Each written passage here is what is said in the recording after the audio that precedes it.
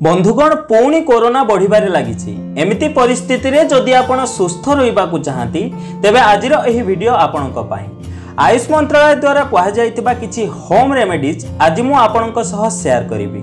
आज मु आपणकु तीनोटी घरोई उपचार बनै देखैबि जहार सेवन द्वारा आपण एही संक्रमण रु बंचिक रहिबे। सेथिपाई भिडियोटी को स्किप न करी शेष पर्यंत निहाती देखंतु। एही भिडियोटी आपणक पई बहुत अधिक इन्फॉर्मेटिव हेबो।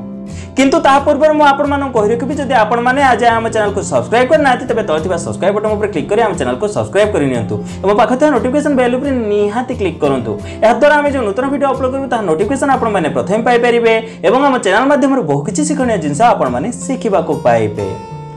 प्रथमतः आपण दिनर आरंभ गोल्डन वाटर रु करंतु। गोल्डन वाटर बनिया पाई 1 ग्लास उषुम पानी रे आपण आधा चम्मच हळदी मिसांतु। एबे आपण एथिरे आधा चम्मच लूण मिसांतु। एबे आपणकर गोल्डन वाटर प्रस्तुत। एबे आपण एही पानी रे गार्गलिंग करंतु कारण कोरोना जीवाणु आम पाटी बाटे बा आम नाक बाटे बा आखि बाटे आम शरीर भीतर को जाई थाए। एहा जाई आम गळारे अटकी थाए। 4 दिन पर्यंत एहा आम गळारे लागि रही थाए एवं आपणक गळा फुली थाए बा बहुत अधिक काश होई थाए। जदि आपण उषुम पानी रे हळदी एवं लूण मिसई गार्गलिंग करिवे तेबे हळदीर एंटीवायरल प्रॉपर्टीज एवं लूणर एंटीबैक्टीरियल प्रॉपर्टीज द्वारा ताहा मरि जाय।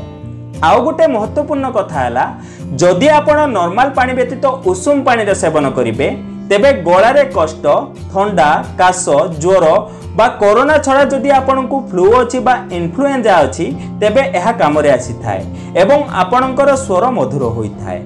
सकाळु आपण एहार नियाती तरे गार्गलिंग करंतु एवं दिन सारा आपण जदि बाहरे रहू अछंती तेबे संध्या रे घर को फेरिबा परे मध्य आपण एथिरे गार्गलिंग करंतु। एहा हळदीर एक सहज उपाय समस्त एहाकु निहाती ट्राई करंतु। द्वितीय रे आपण गोल्डन मिल्क रो निहाती सेवन करंतु। 1 ग्लास क्षीर रे आपण आधा चम्मच हळदी मिसई सकाळु किंबा संध्या रे निहाती सेवन करंतु। क्षीर न्यूरिशमेंट देई थाए एवं हळदी सहित मिसिले इम्यूनिटी बढ़ई थाए गଳାର कष्ट को मध्य दूर करि थाए। एहा एक बहुत भलो इम्यूनिटी बूस्टर एवं सबुठ भलो एंटीवायरल अटे। अनेक रिसर्च रु जणा पड़िछि एहा एंटीवायरल अटे एवं इम्यून मॉड्यूलेटर अटे। तृतीय रे आपण गिलोर सेवन निहाती करंतु। गिलो को संस्कृत रे अमृता कहा जाई थाए कारण एहा अमृत भली फलदायी अटे। एहा केबे भी मरि न थाए। एहार पत्रर रस किंबा एहार डाल को काढ़ारे पकई आपण एहार सेवन करि परिबे। जदि आपणक घरे गिलोय गछ नाही तेबे एहार जूस बा टैबलेट मार्केट रो आपणकु बहुत सहज रे मिल जिवो। जदि न मिले तेबे वीडियो तल डिस्क्रिप्शन बॉक्स रे मु लिंक देई रखिछि आपण चाहिले एहाकु ऑनलाइन लो किनि परिबे। 1 ग्लास पानी रे आपण एहार 15 रु 20 ml रस मिसई प्रतिदिन सेवन करंतु। जदि आपण प्रतिदिन एहार सेवन करिवे तेबे कौनसी प्रकार ज्वर आपनकु होई न थाए। एहा एंटीवायरल अटे एवं एहा आपनको इम्यूनिटी को बहुत अधिक बढ़ाई दिए। एहार नाम अमृत अटे एवं प्रत्येक शरीर को एहा अमृत भली बनई दिए। एही तीनोटी उपाय को गंठी बांधी निज दैनंदिन जीवन रे ऐड करंतु देखिबे आपण सर्वदा सुस्थ रहिबे।